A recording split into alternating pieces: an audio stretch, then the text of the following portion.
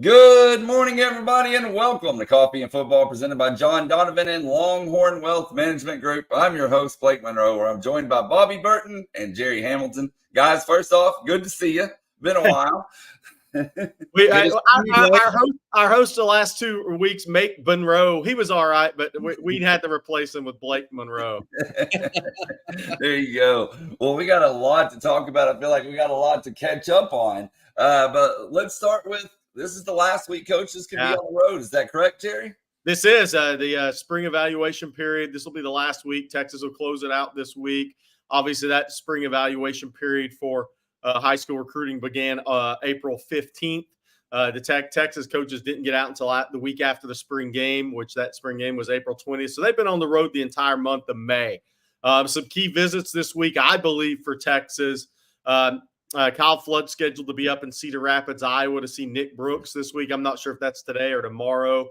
I have to check back in with Nick on that. But that's a big one because Texas has been making up a little ground there since the April 20th spring game. It likely is going to come down to Georgia and Texas unless Iowa can pull off something miraculous. But it just doesn't feel like, from what I'm hearing, that Nick Brooks is going to stay in state and go to Iowa. I know he's a one-time Iowa commitment, but I don't think it's looking good for Iowa right now. Can things change? Sure, but we'll see. But I think Texas has a legit shot there. AJ Milwee, kind of big week on the road there. I mean, he's scheduled to be down in Plantation, Florida at American Heritage to see Dia Bell, one of the 2026 quarterback offers, and then out in Mission Hills or San Marcos, California, Mission Hills to see Troy Hune this week. So I believe Troy's on the 22nd, and I think Dia Bell's today, maybe tomorrow.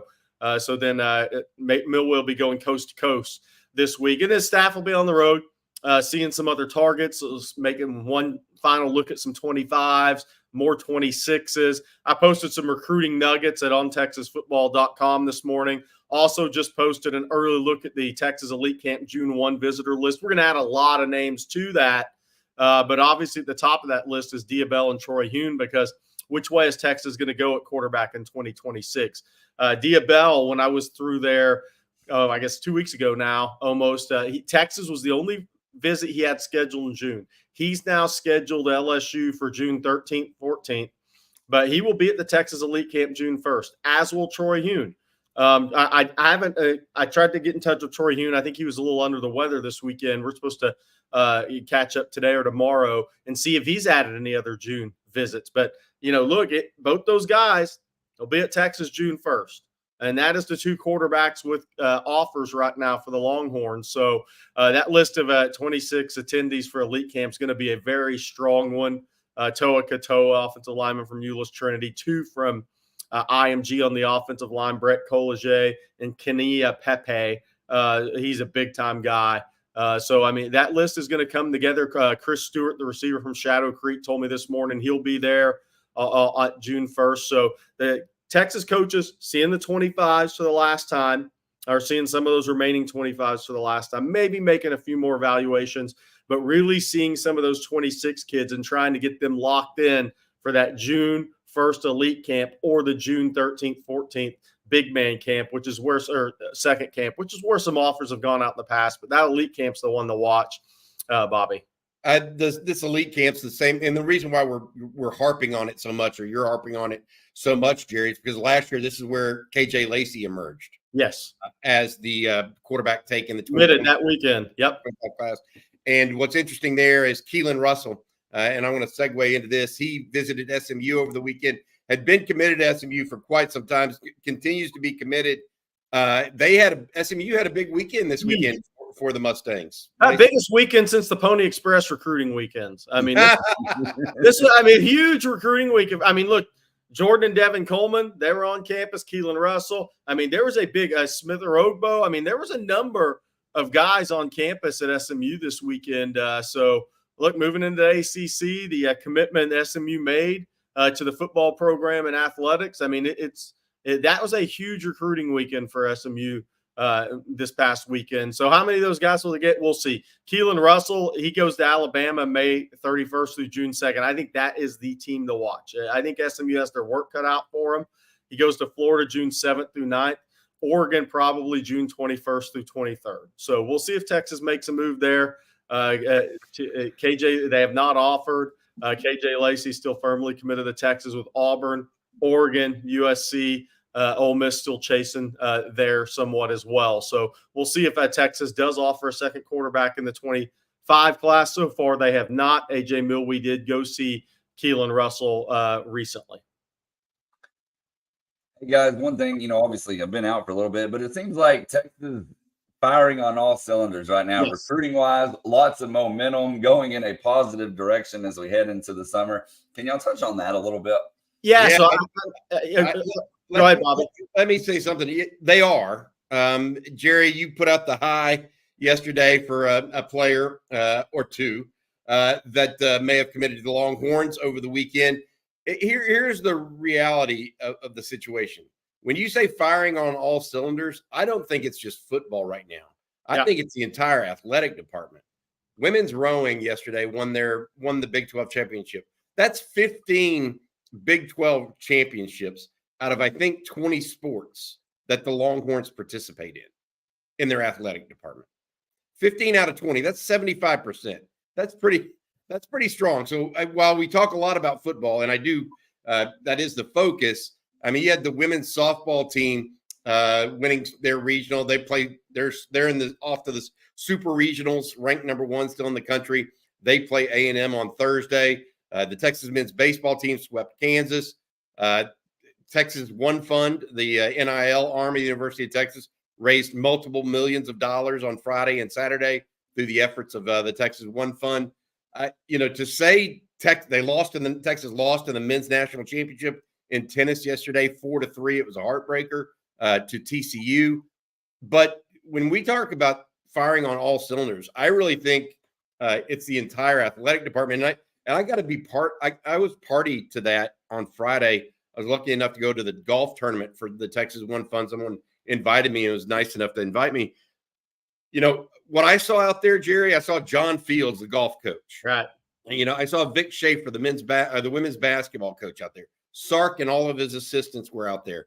I saw Chris Del Conte was leading the way. He was the Pied Piper. I saw a group of coaches and an athletic department that were supporting one another in all of this. It was very impressive to me. Exactly. They just seem on. They all seem like they are in tune with one another and supporting one another right now. And it is having a positive effect. As it relates to football, Jerry, talking about firing all cylinders, why don't you talk about that a little bit? Yes, I think Texas they have great momentum right now. I know people are worried about the number of commitments, but that's just not Sark's game. Sark is he plays the long game, and the long game in recruiting now is June visits, okay? And then through December, and they'll continue to evaluate a few guys. I mean, just to look at last year, some flips, Xavier Filsaime, the one that stands out to me. Look, Texas has a momentum. They lead for a number of guys right now. And I always caution this. We live in the NIL world. You're not going to get everybody. But the key I look at for Texas is they have 40-plus guys coming in for official visits, counting committed guys in June. If their class just comes from that, it's a 4th straight top 5 class. Maybe you could be 6, you could be 7, you could be 3, you could be 4. I mean, it's right there. But the reality is they're going to have 4 straight classes that are very similar talent-wise. If the class comes from those official visitors alone, I mean, they are on the right track. I mean, look, I think they're in a good spot for Dakorien Moore, Jamie French. I mean, you go down the list, Riley Pettijohn, John Mills, Devin Coleman, Jordan Coleman. I mean, you just keep going down the list, and then Texas is in a good spot with a number of guys. Here's Dakorien Moore running by everybody, and those guys can run. I mean, look, he blew those guys away in the district track meet too, so this isn't just a Friday night thing. A lot of people have a hard time keeping up with Dakorien Moore, whether it's on a football field or a track. He is a super freak. But Texas is in a good spot right now. I mean, they lead for the guys. James Simon. You can't even. I put the list up on Texas football, a trending Texas list with this morning's recruiting nuggets, and I just think Texas is in a good spot. Look, they could get Nick Brooks. I mean, it's right there. They're right there in a number of recruitments. So my point in all this is, and they're right there with Fasusi, right? My point in all this is the 42, 43, 44 official visitors, that number may creep up to 46, 47. If the class comes from those guys alone and nobody else is added through a senior evaluation or a flip, Texas is going to have another top 5, 6, 7, 3, 4 class. I mean, 4 straight. And that's just continuing the stacked talent. All right, y'all. Before we move on, Bobby, I'm going to let you tell folks out there about John Donovan and Longhorn Wealth Management Group. Yeah, absolutely. Thank you to our sponsor, John Donovan, President, Longhorn Wealth Management. John's a proud Texas Ex's Life member. And on top of that, John's wife and all 6 of John's siblings, as well as John, all graduated from UT. This explains why John branded his firm Longhorn Wealth and dedicated his firm to providing total wealth management for Texas alums, employees, family, and friends. John spent more than 30 years serving Longhorns, and he wants to bring his CFP expertise and fiduciary standard to the benefit of all OTF members and their families in order to help them achieve their own financial independence. So to receive your free 90-minute consultation to explore how Longhorn Wealth can help you and your family maximize your wealth, minimize your taxes, and secure your own financial future, simply call the Longhorn Wealth team at 972-707-4900 or schedule an appointment online at longhornwealth.net. Hook 'em, John Donovan. Thanks. Well, before we move on, guys, I want to read 2 super chat comments real quick. First one from UT Boy. He says, "Good morning, family. Hook 'em from Flipia, Texas." Thank you, UT Boy. He caught a big bass today. Named it Dakorien. Yeah, there you go. And then the other one from Jerry's Jack Links says it's starting to feel a little bit like the Mac and Dodge days. Bobby? More dominant. I want to say this, not necessarily yet in football, but they were certain. Mac and DeLoss were certainly aligned, but the athletic department overall is more dominant today than it's ever been. The depth of the coaching bench at Texas is stronger than it's ever been. And I say that with all due respect from all the coaches that have come before. But, I don't know that there is what I would call a weak coach or a weak link in the Texas athletic department right now. I want to add that. That's what is so impressive to me. There have been times when men's basketball was good, but women's basketball was bad. Or the track team was going through having some issues or whatever. I mean, right now, the athletic department is truly firing on just about all cylinders, in my opinion. Well, Bobby, you mentioned that you played golf on Friday, but let's talk about it. It was a big weekend for Texas. They had the One Fund event. Can you go in depth a little bit on that for people that may not be aware? Yeah, absolutely. I've talked about it a little bit. On Friday, I did play golf. I checked in with you guys. I checked in with Jerry on Friday before I had to get going. But we had 5 people in our pair as a golf scramble, Jackson Shipley and Brian Boddicker. I don't know if you guys remember Brian or not, but big, tall, big man in basketball. From the Final Four team. Yeah, one of Rick Horn's first key recruits. He liked to shoot from the outside. Yes. And he was terrific at it. He spent 10 years in Europe, by the way, in playing professionally. He was just such a nice guy. Got along real well with him. Jackson Shipley is what you would think a Shipley would be. They're good at every sport. Mm-hmm. It could be ping pong. It could be golf. It could be whatever. It was a best ball scramble, and we literally used Jackson Shipley's ball maybe 75% of the time. I mean, it was like, okay, everybody else hit, and then let's see where Jackson lands. And that's where we're going pretty much every time. He was stellar, especially off the tee. It was just ridiculous. But hey, thought process on this whole Texas One Fund deal. Not only did they have that golf tournament on Friday, where I think there were 100 plus people in attendance, including coaches and former players, et cetera. Then on Saturday, they had a concert where, they sold tables and it was up on DKR. Brooks and Dunn, Ryan Bingham, some other guys performed.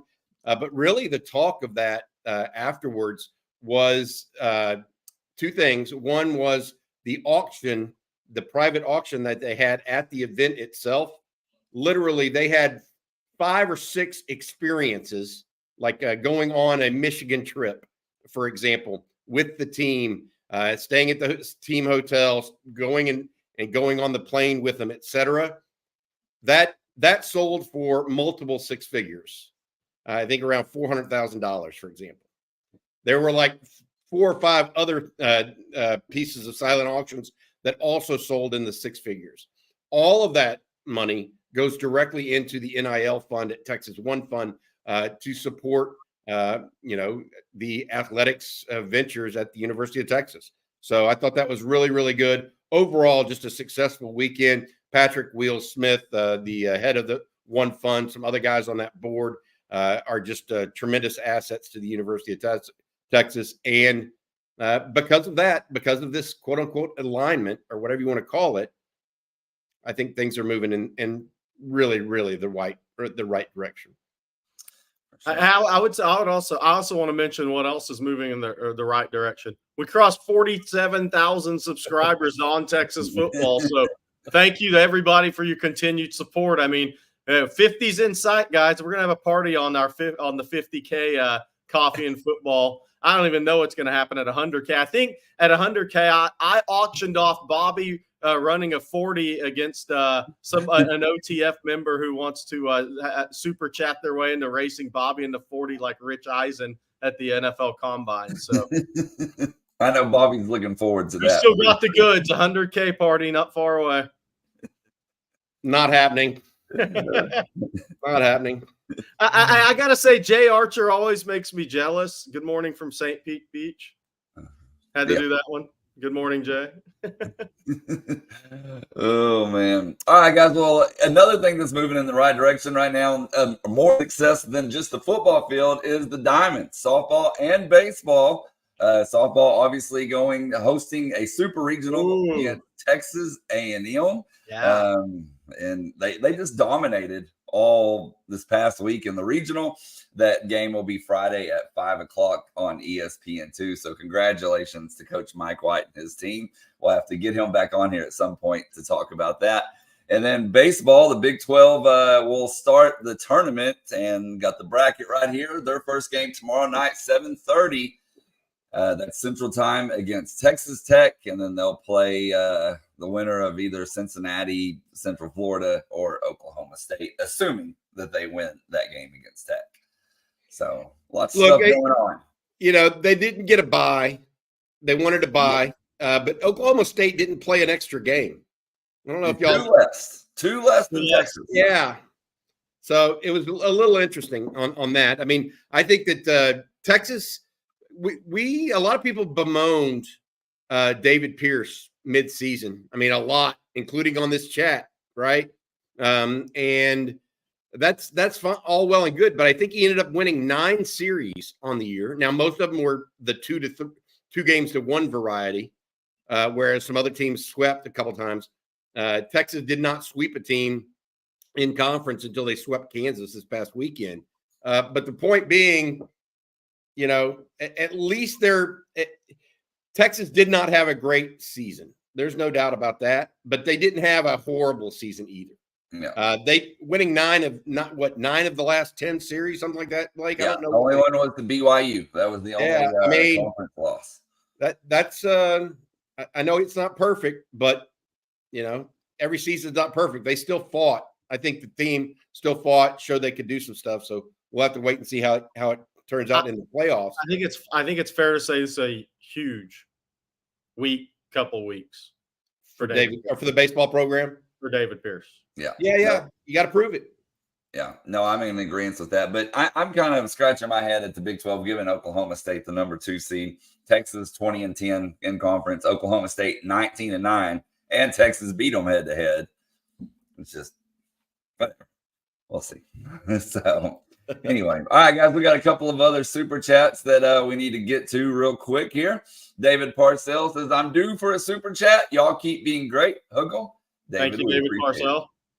And then the other one we have is from Jay Lee, and it's actually a question. He says, we talk a lot about player improvement and expectations, but Sark also changes and improves each season. What do you think he can change or improve on this year? Well, I think everybody's going to point to red zone offense for Sark, and it'll particularly be on the offensive side of the ball when we start talking about Sark, because we know that's what he directly oversees. But I'm not so sure that defense of the secondary isn't going to take on renewed emphasis from him this season and putting it all together back there. But red zone offense, incorporating new players and more receivers this year, maybe something he works on a little bit. So those are two things I have for Sark. What do you have, Jerry? No, I think that's it. I really do. I think the interesting thing will be where is with the 12-team playoff, 2 off weeks, right? I think you're going to, and Sark's just said it too many times. I think one of the next things we're going to see with Sark is they're going to continue to play more players. I mean, and is that an improvement? I don't know. I think that's an adapting to what could be a longer season if you're a team that sees yourself as a college football playoff team. But with red zone and the coverages matching everything together, less blown coverages, more aggressive at times. I think those are the two main things. But I think they've improved so much areas like edge and recruiting, right? Speed, team speed. I think he's done a fabulous job with that. This is going to be a faster team this year, 1 through 85, than it was last year. I mean, it's just a reality. But the one thing I would say is to expect for Texas fans is they're going to play more guys. They're going to try to develop some of these younger guys on the field more, because one loss doesn't end your season. It puts more pressure on you, but it doesn't knock you out anymore. But I think that's one of the things, and Sark said it, and I've heard a few other coaches say it, is really building that depth on the field on Saturdays is going to be huge moving forward for the power programs that have the expectations of being playoff teams, because it's just going to be the reality if you start playing what's close to an NFL season over the next few years when that playoffs go to 16 teams, which is inevitable. So I think that's one of the things, the major changes you're going to see in college football on the field on Saturdays is got these guys playing more players and more young guys. But here's the other part of that. They can do that because 70% of these recruiting classes, these kids are enrolling early. So it's changed so much from 17 to 20 showing up in June to 17 to 21 showing up in January.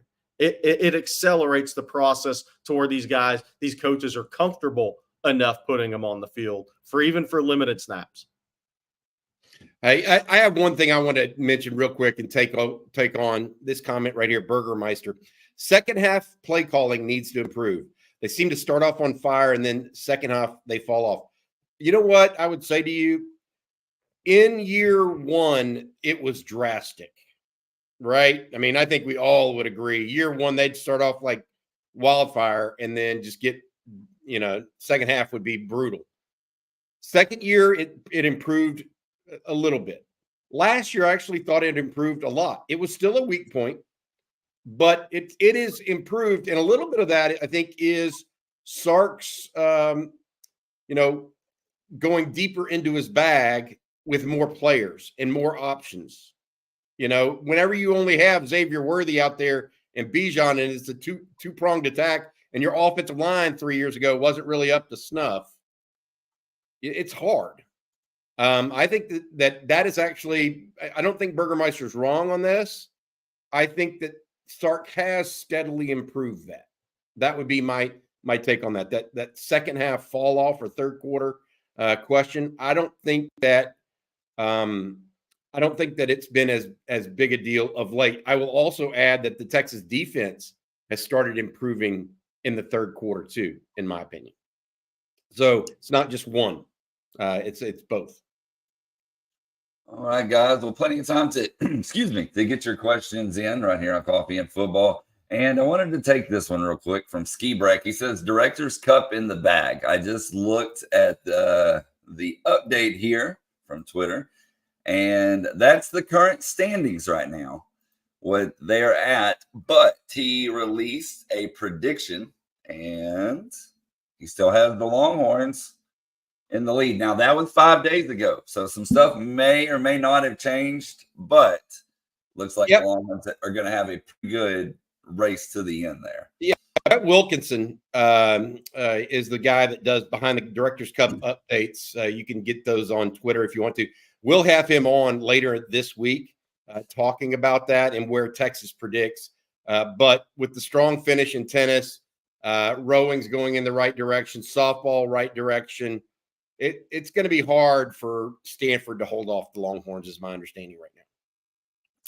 Hey, Blake, I'm going to bring this one up real quick. Yeah, go ahead. Texas recruiting Josiah Sharma. Yeah, I actually spoke with Sharma last night. I have an update on ontexasfootball.com on that this morning.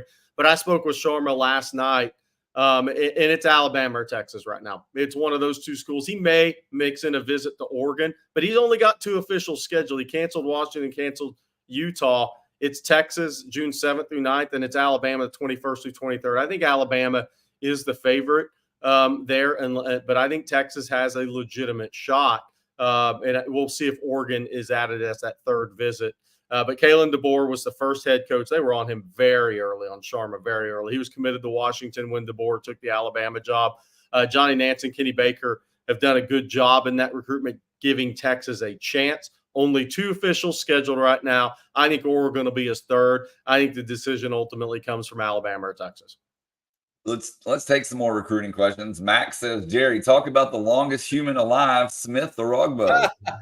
Well, so if anybody didn't see the interviews, there was and by the way, somebody on here, Isaiah Martin, I believe, said, hey, I've got a wireless mic coming to start putting on the kids for the interviews. That should be delivered tomorrow. I don't know if I have in time for this week's stuff, but because I've got 2 or 3 of them later this week.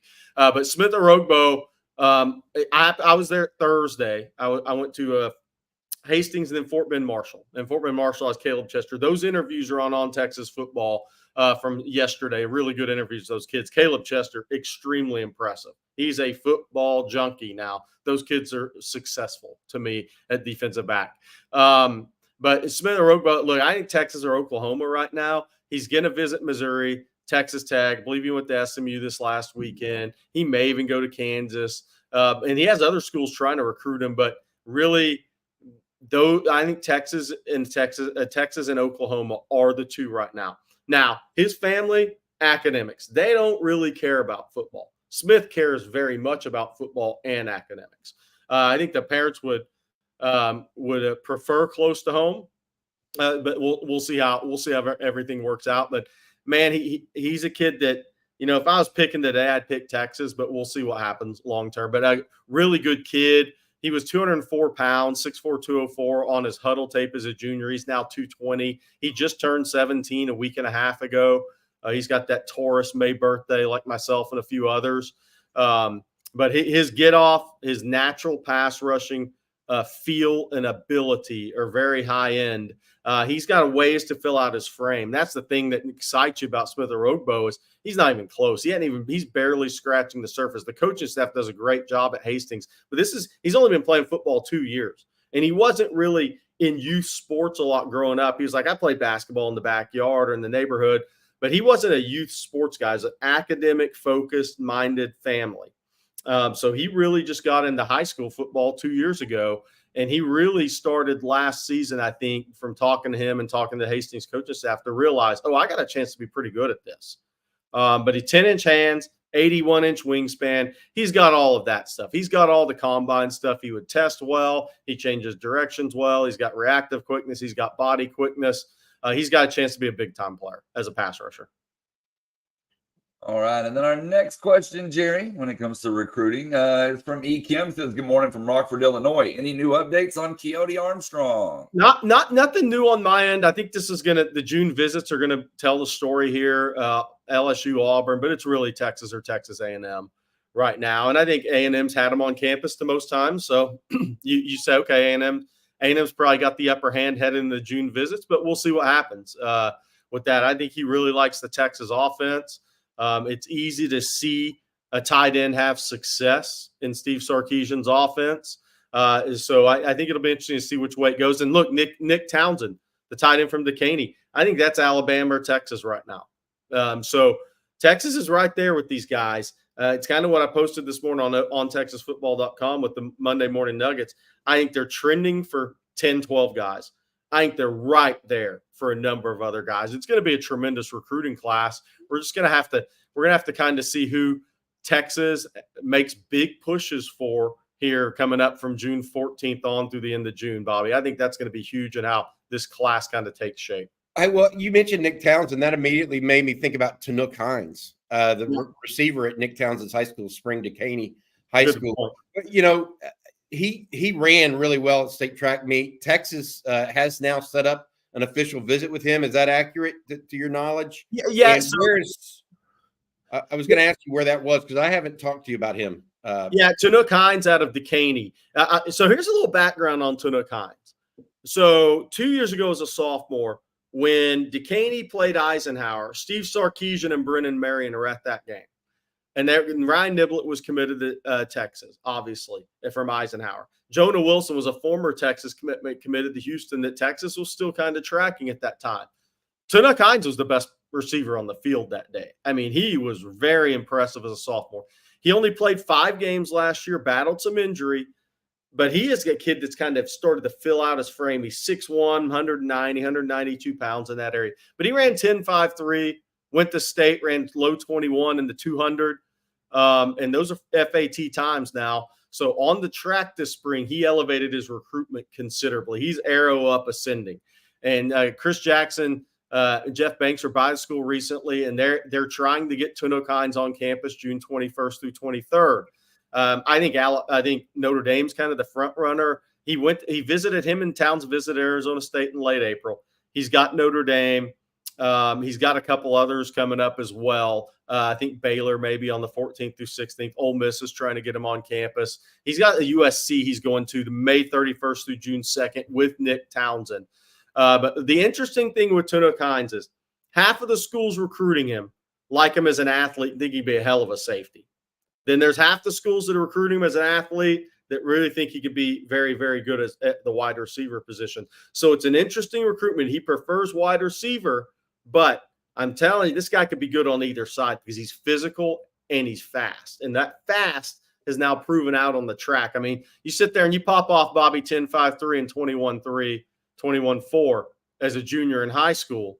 That gets a lot of national attention in recruiting because he missed half of his junior season. So some people were kind of on the fence on him. But then when you put up those track times, it suddenly becomes, all right, we want you to visit June 21st through 23rd.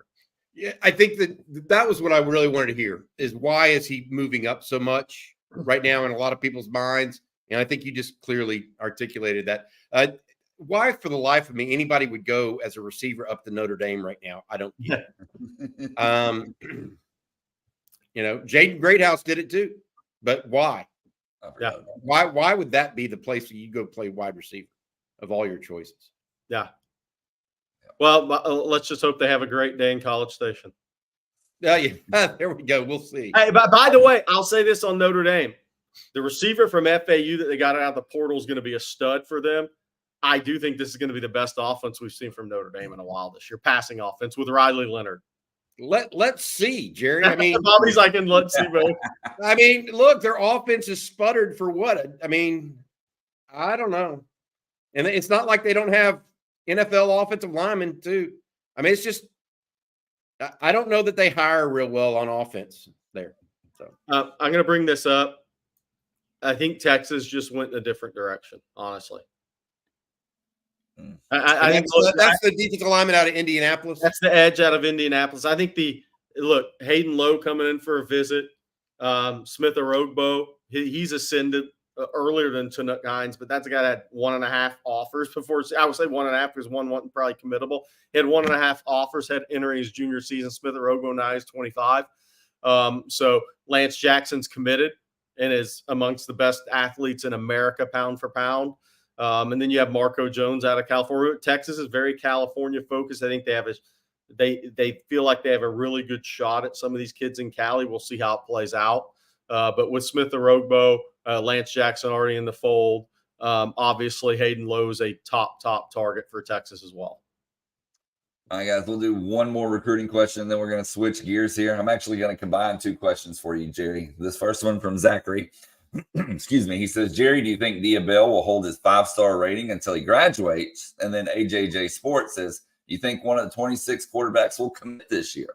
Yeah, I think either Troy Hoon or Diabell is going to be committed to Texas at some point in June.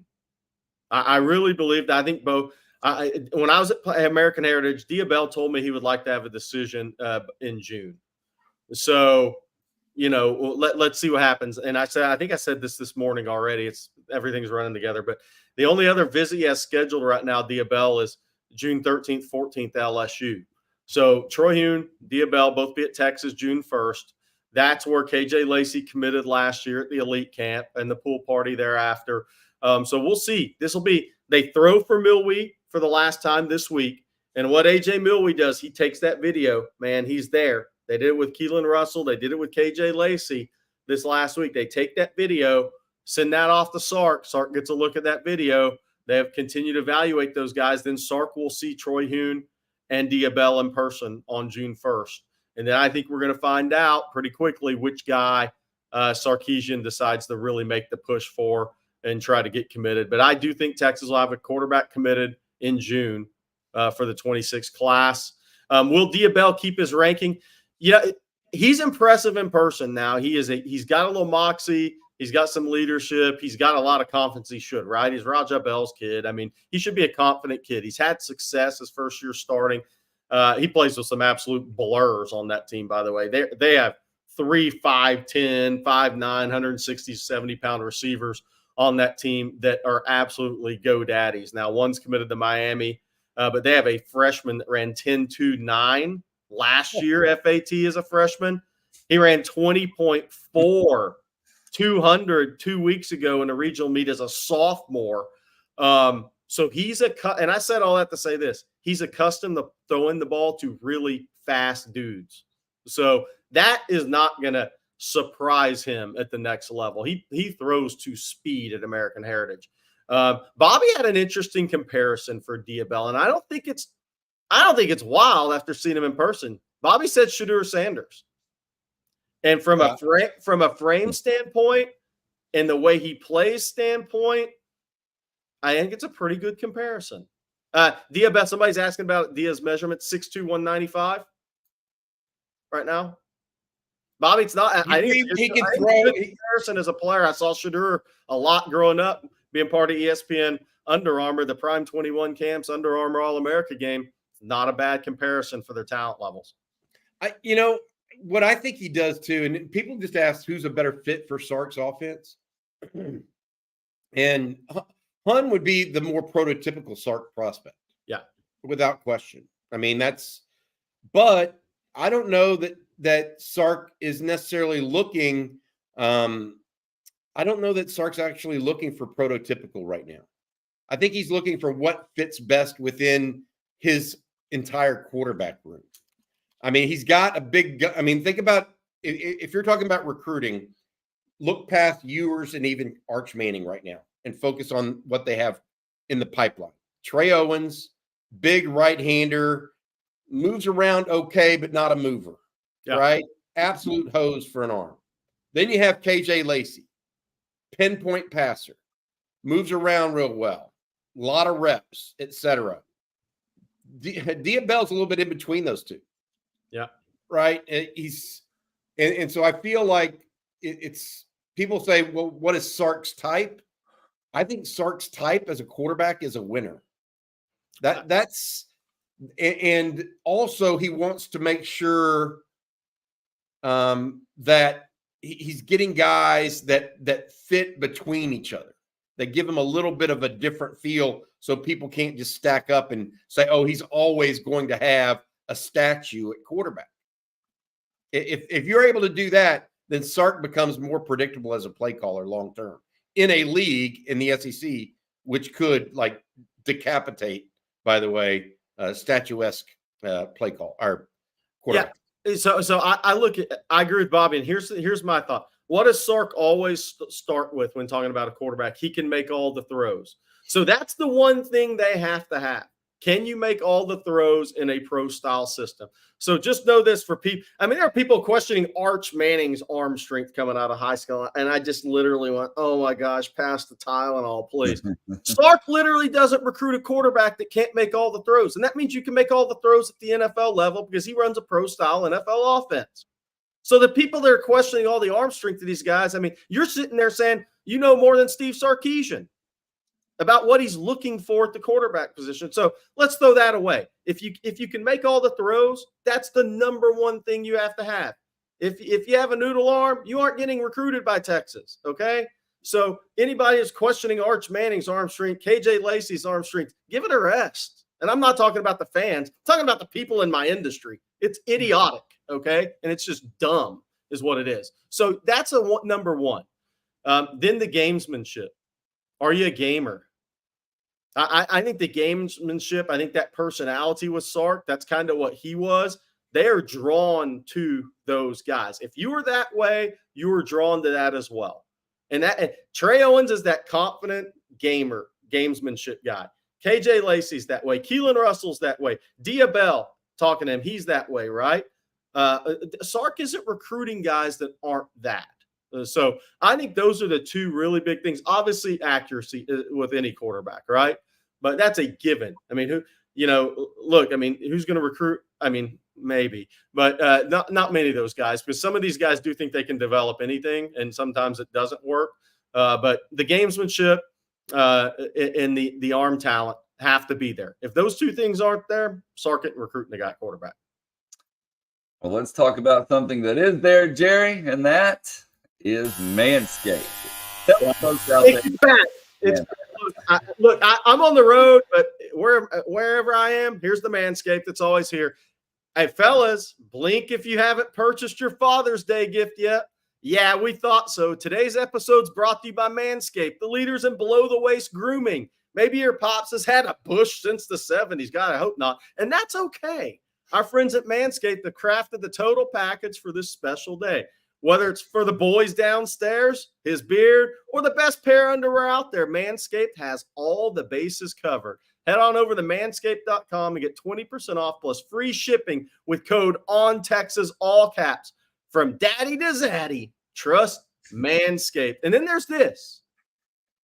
You know that beard trimmer your dad's been using since you were in grade school? Yeah, it probably needs upgrading. Introducing the Beard Hedger Pro Kit, the complete beard maintenance for all the bearded kings out there.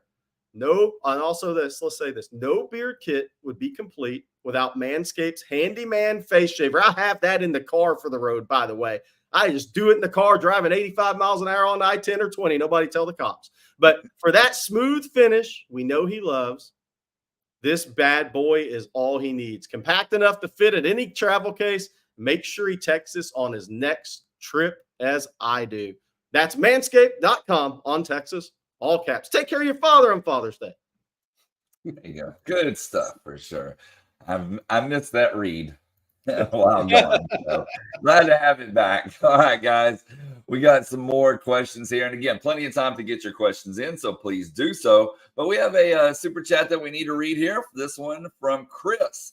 He says, I don't have the stats to back this up, but I recall Quinn starting slow in home games, especially when the competition wasn't what you would consider top notch. And I'd love to see that improve this season. There's some value to that. I don't necessarily disagree. It almost felt like early in the season, he wasn't ready for the speed of the game early. And then he got used to the speed of the game, right? Of course, the start to the OU game was probably the worst. That wasn't a home game per se. But there's some value in that. I think once Quinn gets used to the speed of the game, then he starts dealing a little bit. But I think that sometimes he needs to be ready, a little bit more ready to go out of the gate. And I do think that's anecdotal too. I mean, we don't have that many instances of it, but what was it? Louisiana Monroe 2 years ago. I mean, there are a couple games where he's been slow out of the gate, relatively speaking. And then our next question here is going to come from the Bosky. He says, question, Are there any concerns over the amount of batted balls at the line of scrimmage? That happened a lot in the Washington game and a few others during the season. Am I worried about it? No. Is it something to watch for? Yes. Quinn may, in that regard, Quinn may need to do a little bit better job with his eyes, taking people away from the throw a little bit instead of staring things down. But a lot of that is based on Sark's offense too, throwing to predetermined spots. So I wouldn't put that all on Quinn. And I don't know that batted balls, other than the Washington game, was an actual issue. I mean, do you remember another game where it was an actual issue, Jerry? No, not to where I was like, okay, this is a problem. No, right. I mean, and look, if you can't, here's the one thing. One way to defend the RPO game is if you can't get home, you get your hands up. Now, Yep. and that's college football in general, right? That's how you recruit guys with long wingspans. You hope to see Ethan Burke do that 5 or 6 times this year, right? I mean, because hey, look, well, the one thing we know is if Ethan Burke bats a ball, somehow, some way, it's going to find Alfred Collins' hands. So that's the one thing we know. So more batted balls in the RPO game in college football in general. I think that's where you're seeing the majority of them.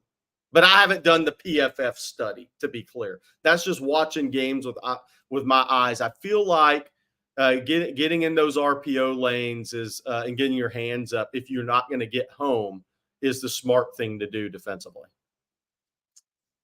Our next question, fellas, comes from Michael Rodriguez. He says, with the Texas program's success establishing itself as a contender, did y'all envision it happening this steadily under Sark's guidance? It's a great question, Michael Rodriguez. After year one, boy, and especially, here's the thing that had me worried. Offensive line recruiting, not that Flood can't recruit and evaluate players, and not that Sark can't evaluate offensive linemen, and they do a good job recruiting these guys. But when they played that long game, Bobby, a year one on the offensive line, I had to get accustomed to Sark's approach on that, and I was a little worried on the offensive line recruiting because Texas has been taking the B-list guys too long, and I was like, ooh, where are the A-list guys going to come from on the offensive line for Texas? Then Mario Cristobal takes the Miami job, which helped Texas. Then there was, NIL, right? But the Banks and Cam Williams flips, then winning out for DJ Campbell in the long game there, even though he signed in December and kept it quiet from everybody, including OU, which is still the funniest thing ever, that the Oklahoma members of their staff showed up at a Bowie basketball game and the kid had been signed for weeks. I still can't believe DJ pulled that off. That's kind of impressive in recruiting. But we knew about it, but a lot of people did not. That was just amazing he pulled off. But, Bobby, they got the guys late in that class in 22 on the offensive line. That was and then defensively, they look so bad. You just said, okay, how long is it going to take? You give up 57 to Kansas, think at home. How long is it going to take to get there? But once I locked into the recruiting approach and where Texas was headed from an NIL perspective, the worries in recruiting went away. But the offensive line early on, I said, you can't be taking B-list guys and ascend quickly. And that's why there's a lot of pressure on A&M in this 25 plus on the offensive line, by the way. But go ahead, Bobby. He held firm, and it paid off for him. And I'm talking about Sark and his commitment to recruiting A-list guys. I will freely admit I was disappointed with the first season under Steve Sarkeesian. Yeah, there were glimpses of really strong play. Xavier Worthy was a true bright spot, I thought. But you know what? Bijan Robinson was sitting there and maybe didn't get as many carries or as many touches as you'd want. But I look back at it, and there was nothing where you were just like, oh my God, that's not fixable. And so it even though they went 5-7, it wasn't a scenario where I was sitting there saying, okay, they look like their coaching is just discombobulated. It was never that. It was always about the product that they were actually executing. I remember a couple of drops, for example, on plays where the guy's wide open, and I think it was Casey Kane that dropped the pass, and that could have turned the game, and so I look back on that, and I feel a little bit differently, maybe than I should in that regard. But I wouldn't say I was skeptical after the first year of Steve Sarkeesian, but I was definitely on alert. And the fact that he's done the last 2 years like he has, and now has more, the recruiting is starting to pay off. And so it becomes a self-fulfilling prophecy, that's really what turned it around. I really think recruiting and the portal helped turn Texas and Steve Sarkeesian around. He didn't have a chance to do either that first year. He got almost nothing in the portal his first year. Well, I mean, and Sark talked about this, I believe, in the interview with Josh Pate, and he didn't bring out anybody by name, but of course I am. But he talked about not taking more risks in the portal early on because they had to versus now. So the Ajay Hall, who, by the way, is walking on at UCF, good luck to him. But he needs to come through with all that talent, man. But Ajay Hall, Jaleel Billingsley, some of those guys they took early in the portal, Bobby, some were just some stopgap fillers for a year, obviously, but then they took some risks. Some guys that couldn't make it in Nick Saban's program. And I've always said, if you can't make it playing for Nick, then it's on you. I mean, that means you're not moving towards maximizing your talent because he's gonna get you out of there if you're not. But they took some risks because they had to. Now in the portal, they're not taking risks. They're taking surefire starters and guys with futures after football who have already put it on the board in most cases. That is a huge change for Sarkeesian as they've. I thought it was huge. And we talked about this from 5-7. He had to win 8 the next year. You had to have that 3-game improvement because if you didn't, then people would have more questions, negative recruiting. You're going to get pummeled in negative recruiting. Obviously, the move to the SEC has been big as well in recruiting. We have to give credit where all credit's due. And that move to the SEC is powerful because I'm here to tell you, if Texas was still in the Big 12, Colin Simmons would not be at Texas regardless of anything else. Yeah, that's definitely contributed. You mentioned that. This is a good point. You mentioned your rule on Nick Saban. If you can't make it for Nick Saban, he's not going to be able to make it for you. Think about Texas and what they did afterwards with Alabama kids this year. They took 3, 2 of whom started for Nick Saban, Amari Niblack and Isaiah Bond. They took a third that was a backup, Kendrick Blackshear. Well, Kendrick Blackshear didn't make it for Alabama, really. He was going to be a backup for Texas. He's already gone too. Yep. And so think about that. Sark hired a great staff. That's no doubt about that. Yeah, so here's what I want to hit on with that, because if you really study this stuff and you look around at college football, when these guys get the big time job, do they know who to hire? Do they understand the job and know who to hire and fill the staff out in the correct way? I think that is so important to sink or swim for these guys. I mean, you look back, Will Muschamp, hell of a defensive coordinator, hired Charlie Weiss, not good. That was not good at Florida, wasn't good. But Sark, when he got to Texas, Jeff Banks left Tuscaloosa in the middle of the night, great hire. Kyle Flood, obviously offensive line. Bo Davis, obviously defensive line development, great hire, right? You kind of go down the list, and I thought he did a great job. Jeff Banks, the history recruiting in Texas, whether that was all the way back in the day or at A&M, right? We're at Alabama, wherever he's been. That was huge for Texas and DFW. And then on top of that, what did Jeff Banks do? He had an idea to bring in Chris Gilbert. Okay, so that's a strong hire by Sark to bring in Jeff Banks because Jeff Banks knows the area. He knows DFW so well. He also recruited in Arizona effectively, but he knows that area so well. Oh, we need to get Chris Gilbert here. Okay, you made a great hire in Jeff Banks because he had the idea to get Chris Gilbert as well. But I think he hired a really good staff. And some people would look at the wide receiver coach. Well, you're going to keep Stan Drayton solid to keep on staff. Then when he leaves, what'd you do? You arguably upgraded with Tashard Choice. I'm not even sure arguably. You upgraded with Tashard Choice. I think Johnny Nansen tremendous hire in the offseason for Texas. And I think Kenny Baker is a very, very good young coach. So I think Sark's continued. He knew who to hire when he got the job. I'm not saying you hit 9-9, but you hit 8-9. And then you made a change after 1 year where you need to make a change. And then you made that change to get that position right in your eyes. I think Chris Jackson was a really good hire 2 years ago, but he knew who to hire from a coaching and recruiting perspective. And if you look at prior Texas coaches, man, you can look at some of those hires and say, it's easy to look back on that and say they didn't know who to hire for the job they just got. It's just reality, Bobby. No, it is a tell early if the coaches. Tom Herman did it. He brought his entire staff from Houston. It is a tell early on if a coach doesn't have what I would call a Rolodex, to use an old term, right? That if they don't have the guys that can come with them, it's one thing. And I will say this. It's one thing for you to go to a Washington like Kellen DeBoer did and bring all your guys, okay? Texas is a different animal.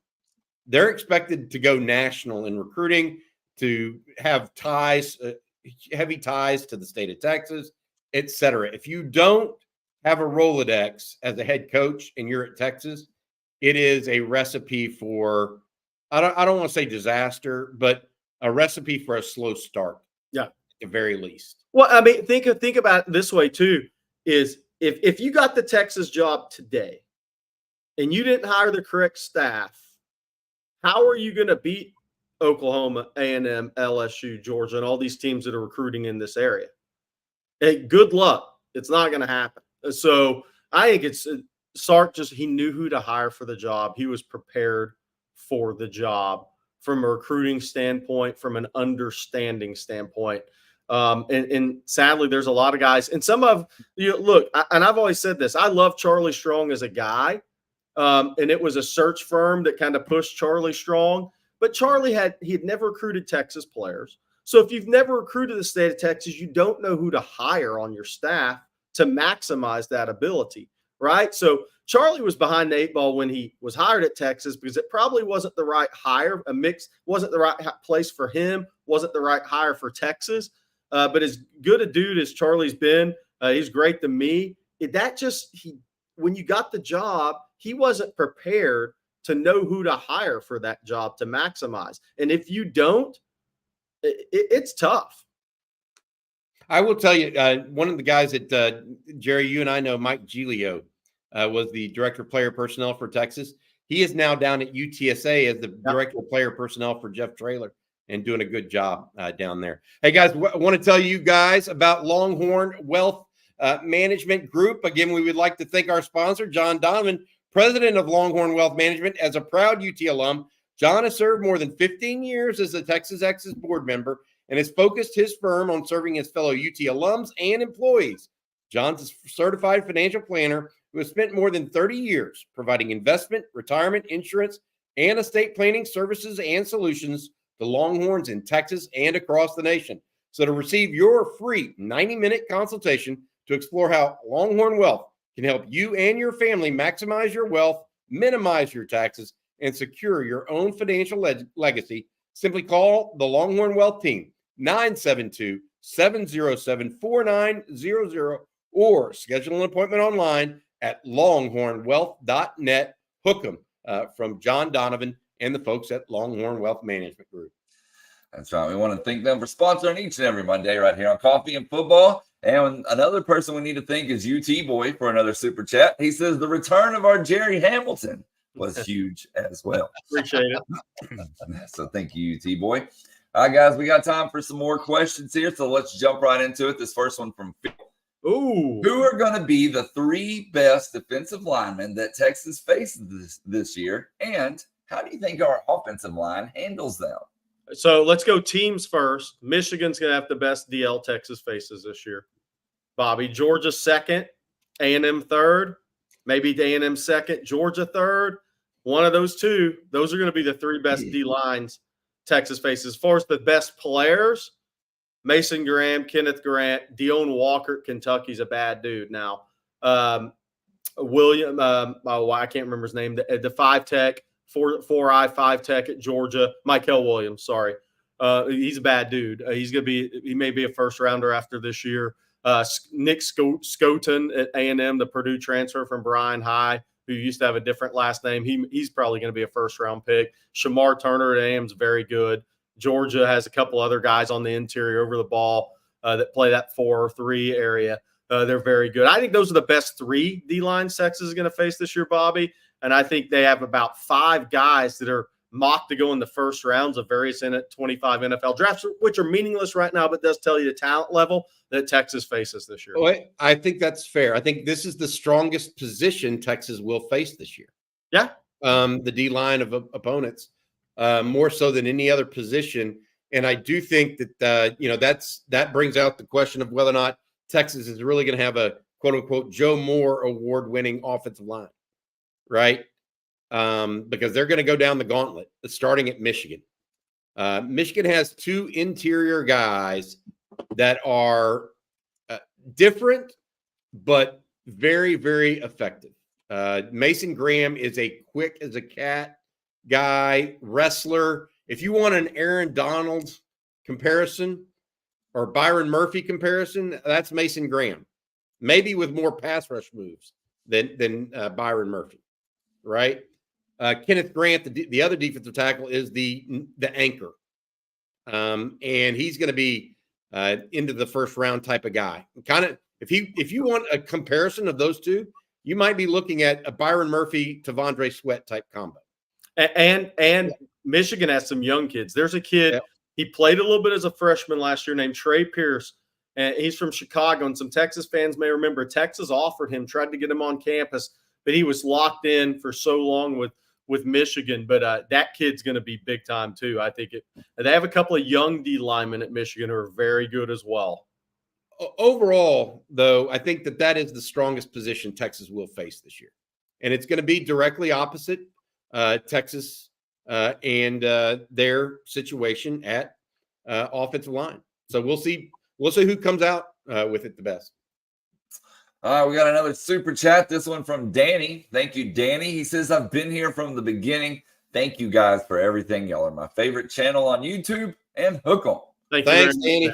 Appreciate you. Hook 'em.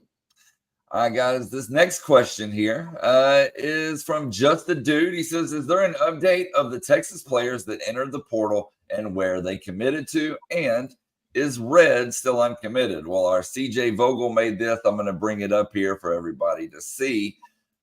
But do you have an answer on Red, guys? Yeah, Terrence Brooks is Illinois now. Yep. I've not heard on Red. I haven't either. Samaje Burrell's got some legal entanglements right now. Kirkland to Colorado, Billy Walton, SMU, Jamon Tapp and Zach Swanson to Arizona State. Terrence Brooks, the only add-on there to Jerry's point. I'm trying to think, do we know if Kendrick Blackshear ended up back at SMU? No, I think I've heard UTSA is involved with a couple of those guys, but we'll see. I don't know. By the way, I think Jamon Tapp and Swanson are going to have really good years for Arizona State. I think both those guys picked really good schools for them. I think both those guys are going to help Arizona State a lot on the field this year. And I'm not saying Arizona State's going to have a good team necessarily. I'm saying those two guys pick schools that are going to allow them to ascend on the field a little bit. All right. Our next question here is about our tight end room. And Christopher Weatherford says, you got any good intel on it? Is Gunnar Helm a draftable guy? Is that room a plus this year? Or do you feel like it's a liability? I definitely don't think it's a liability. I think it's a question whether or not it's going to be a plus. Gunnar Helm is kind of the you know what you get guy. You've already seen enough of him. What do they call it? WYSIWYG. What you see is what you get. That's the acronym. I'm a big believer in him as a low-end draft pick, 5th, 6th, 7th round guy. Not because I think he's going to be a tremendous NFL player, but I just think that he's continuing to improve each and every year. And when you have that continual improvement, you're going to end up in the right spot. And that's what he's done for himself. I mean, he's fairly athletic and gifted, but everything wasn't just given to him on a silver platter. He's worked for what he's got. I think that it's in really good hands if Amari Niblack, actually, this is the opportunity for it to become a plus position group, is Amari Niblack's emergence, and if he gets a little bit stronger this offseason. I think he's got to get a little bit stronger. He's really good in the pass game. Can he play in line? Can he be an H-back? That's the question. And then below him, I mean, Spencer Shannon's ahead of Will Randall, but Jordan Washington, guys, is going to be a dude. Now, I don't know how big a dude, and I don't know if he's like, if you're projecting out, Jordan Washington's a possible second, third round draft pick long term. Right? That's how good he is. And so I think it's in good hands. I think it has a chance to be a plus position this year if Niblack takes another step forward. Yeah, so I'm a little different. I think tight end's going to be better this year than it was last year. I think Helm, a year older. I think Niblack moves like a wide receiver at the tight end position. I think he's going to make as many big plays as JT Sanders did, but in a different way. And I think, look, I mean, JT Sanders got Quinn killed last year against Houston. So if Niblack's the same blocker that JT Sanders is, look, it's a wash there. I don't think Amari Niblack's going to be a plus blocker, but I think the depth is going to be better. I think Gunnar Helm is a final year player, and I do think he'll play in the NFL. But I think Niblack's going to be a big weapon for Sark. I really do. I think he just moves. Man, I mean, he moves like a wide receiver. He is going to scare defensive coordinators with his speed, his ability to take it to the house. I mean, he's good. JT Sanders, very good player, right? It should be a good player in the NFL if he puts the work in and wants to maximize his talent. But Niblack scares you with his speed. There's a different, whoa, when that guy's running down a football field at the tight end position. I think Texas is going to be really good at tight end. I'll say this, Niblack, Bobby, we saw him in person. He's strong for his frame.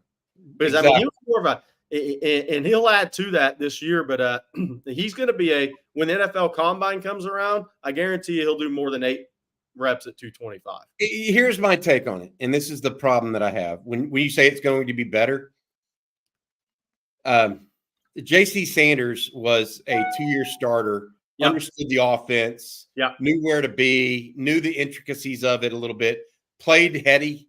I thought JT did largely. Wasn't necessarily the best blocker, but generally speaking, played smart football. Okay? That's where I don't know if Niblack is going to be in the same category, especially not out of the gate, because Tommy Rees's offense is not similar to Steve Sarkeesian's. Right. And it takes a little bit more. And it's frankly, it's something I heard that he was having issues with from time to time. Yeah. So I'm not where you're at right now, Jerry, to be fair, about it being a better position. I think it might be more explosive. I don't know if it'll be better because of that little nuance about knowing the offense, etc. Okay, y'all, we got another super chat here from UT Boy. He said, thank you, UT Boy, once again. He says, Jonte is on a mission. Jonte Cook, obviously. So thank you for that, UT Boy. I'm guessing he doesn't mean Mormon mission. I would assume not. UT Boy, you'd be in trouble if Jonte went away for 2 years to a mission. All right, guys, we got time for just 1 or 2 more questions. And this is an interesting question, or an interesting fact more than anything. The Green Lantern. If the 6A state UIL 4x1 relay teams had run in the Big Ten track championships, they would have placed 1st, 3rd, 5th, and 6th. Why is Texas high school track so good? They care.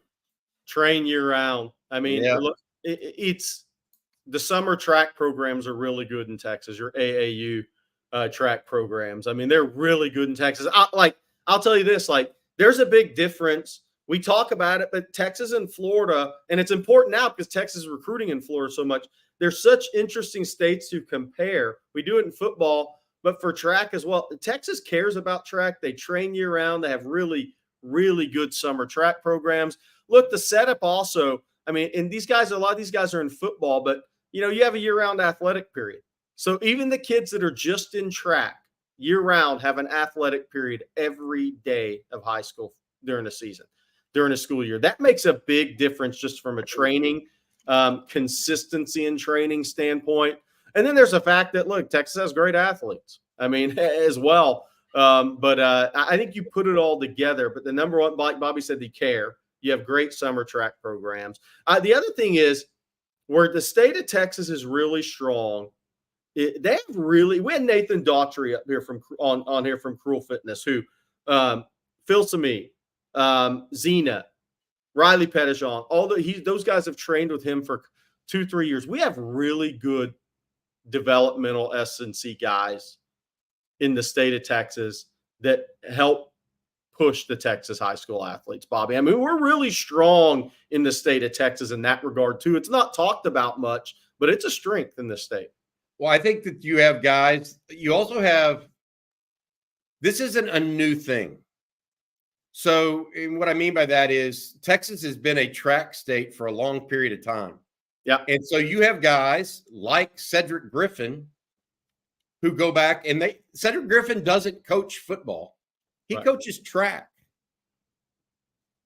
I mean, that says something. These guys like track. They have good setups. Other kids like it. They see it as a way to get a scholarship. And look, I mean, I feel like Texas, Florida, and California are the three states. The Midwest is, I mean, look, half their track season gets called off because it's snowing in early March. Yeah, there's not year-round training there. It's now Pennsylvania has had some track folks, but also you see more middle distance runners in the Big Ten. They don't. The thing about the Big Ten and track in general, as you guys may or may not know, track has a limited number of scholarships it can give, and what they'll do is the Big Ten and teams like that will not give the scholarships to the sprinters.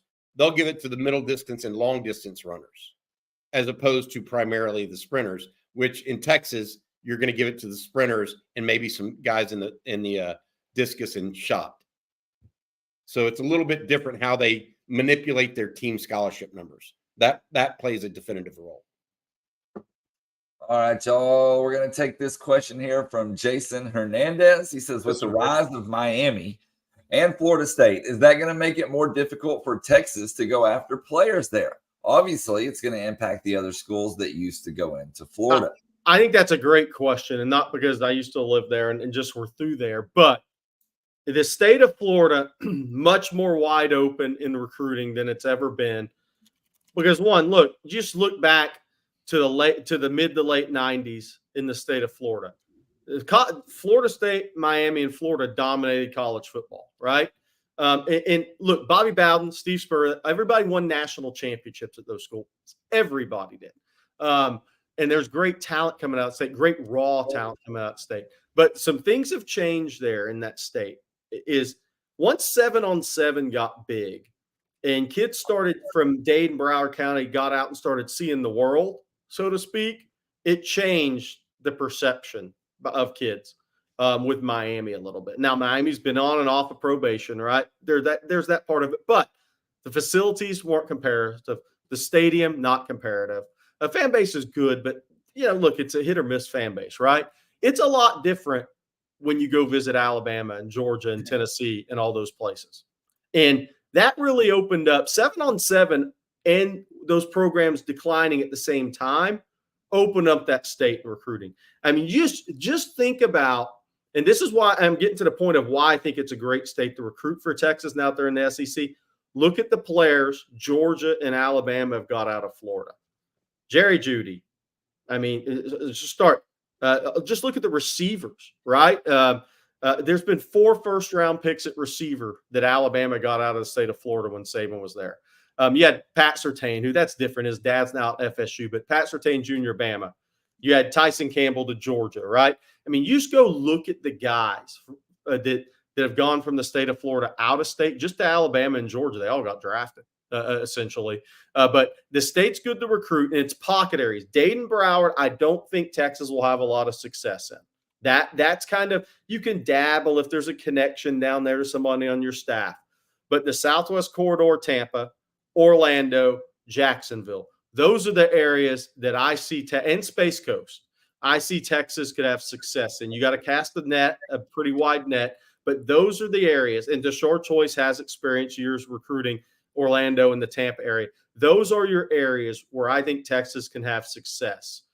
Dade, Broward, not really where you're going to spend a lot of time in recruiting down there. That's tougher. So when you look at Florida, kind of separate it into those areas, following Texas in the future years. Tampa, Southwest Corridor, Orlando, Jacksonville, Space Coast. Those are the areas that I think Texas can have a lot of success. And that Jacksonville area bleeds into South Georgia, where I also think Texas can have success. Okay, guys. Well, that's going to do it for today's edition of Coffee and Football, presented by John Donovan and Longhorn Wealth Management Group. We want to thank them, along with Manscaped, for sponsoring today's show. But, Bobby, before we get out of here, why don't you tell folks what we have going on over at ontexasfootball.com right now? Yeah, absolutely. Jerry had mentioned this. He posted something earlier today about guys that are trending Texas, and then guys are sitting tight with Texas right now. I think that's an interesting article. Check that out on ontexasfootball.com. Also, we're starting a master list of guys expected in for the June elite camp. Jerry started that as well. And then we've got the official visit list for guys coming in June as well. If you like recruiting, we got all kinds of stuff going on over on texasfootball.com.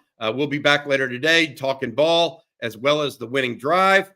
Join the discussion with us if you can. Come on over to ontexasfootball.com. That's where we're at when we're not doing videos here with you guys. Appreciate it very much. That's right. And once again, we appreciate y'all's support. As Jerry said, going over 47,000 subscribers, as he said a little bit ago. That's just phenomenal. We couldn't do it without you guys. If you haven't already, be sure to hit that like and subscribe button. Ring the bell so you're notified anytime that we go live or post a video. That way you don't miss any content. And then, as Bobby said, head on over to ontexasfootball.com for around-the-clock coverage. So for Bobby Burton and Jerry Hamilton, I'm Blake Monroe, and we'll see you tomorrow morning. Have a good week, guys.